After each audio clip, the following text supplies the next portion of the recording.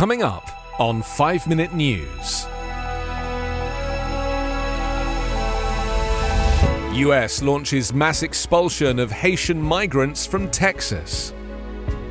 Senate parliamentarian deals blow to Dems immigration push. And as leaders reconvene at UN, climate and COVID top the list. It's Monday, September 20. I'm Anthony Davis. The US flew Haitians cramped in a Texas border town back to their homeland on Sunday and tried blocking others from crossing the border from Mexico in a massive show of force that signaled the beginning of what could be one of America's swiftest large-scale expulsions of migrants or refugees in decades.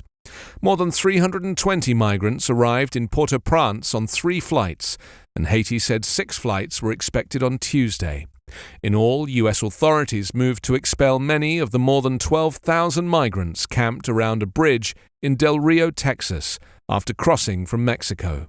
The only obvious parallel for such an expulsion without an opportunity to seek asylum was in 1992, when the Coast Guard intercepted Haitian refugees at sea. Similarly, large numbers of Mexicans have been sent home during peak years of immigration, but over land and not so suddenly. Central Americans have also crossed the border in comparable numbers without being subject to mass expulsion, although Mexico has agreed to accept them from the US under pandemic-related authority in effect since March 2020. When the border was closed on Sunday, the migrants initially found other ways to cross nearby until they were confronted by federal and state law enforcement. Mexico said on Sunday it would also begin deporting Haitians to their homeland. A government official said the flights would be from towns near the US border and the border with Guatemala, where the largest group remains.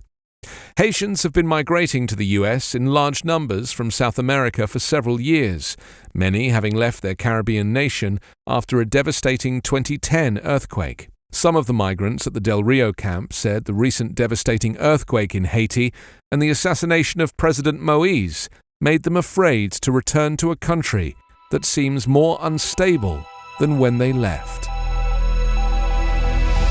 Democrats can't use their $3.5 trillion package bolstering social and climate programs to give millions of immigrants a chance to become citizens, the Senate's parliamentarian said late on Sunday, a crushing blow to what was the party's clearest pathway in years to attaining that long-sought goal. The decision by Elizabeth McDonough, the Senate's non-party interpreter of its often enigmatic rules, is a damaging and disheartening setback for President Joe Biden, congressional Democrats, and their allies in the pro-immigration and progressive communities. It badly damages Democrats' hopes of unilaterally enacting, over Republican opposition, changes letting several categories of immigrants gain permanent residence and possibly citizenship. The unelected parliamentarian decided that the immigration language could not be included in an immense bill that's been shielded from GOP filibusters.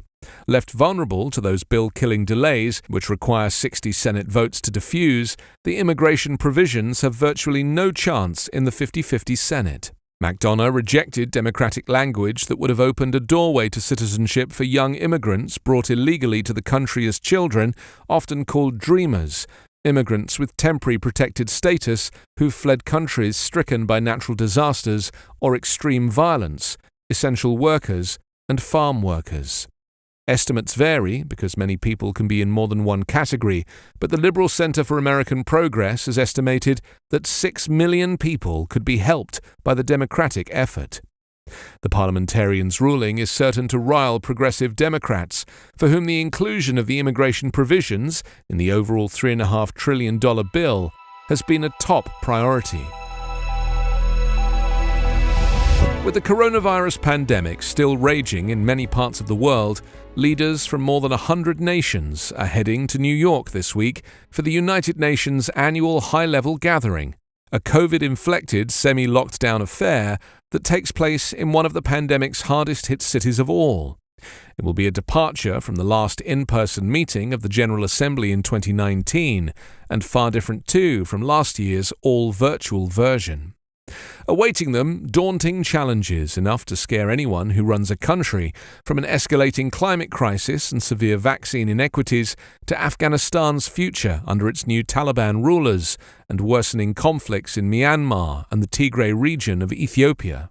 UN Secretary-General Antonio Guterres has pointed to many other signs of a more chaotic, insecure and dangerous world: rising poverty and hunger, technology's advances without guardrails like lethal autonomous weapons, the risks of climate breakdown and nuclear war, and growing inequality, discrimination and injustice, bringing people into the streets to protest, while conspiracy theories and lies fuel deep divisions within societies. The UN chief keeps repeating that the world is at a pivotal moment and must shift gears to a greener and safer world. But, as is often true with the United Nations, it remains to be seen whether the high-level meetings, which start today and end on September 27, make actual progress. After COVID-19 forced leaders to deliver remote, pre-recorded speeches at last year's meeting, more than 100 heads of state and government and more than 24 ministers decided to come to New York this year despite the pandemic. That reflects the United Nations' unique role as a global town square for all 193 member countries, whether tiny or vast, weak or powerful. You can subscribe to 5 Minute News on YouTube with your preferred podcast app. Ask your smart speaker or enable 5 Minute News as your Amazon Alexa flash briefing skill. Subscribe, rate and review online at 5minute.news. 5 Minute News is an Evergreen Podcast covering politics, inequality, health and climate, delivering independent, unbiased and essential world news daily.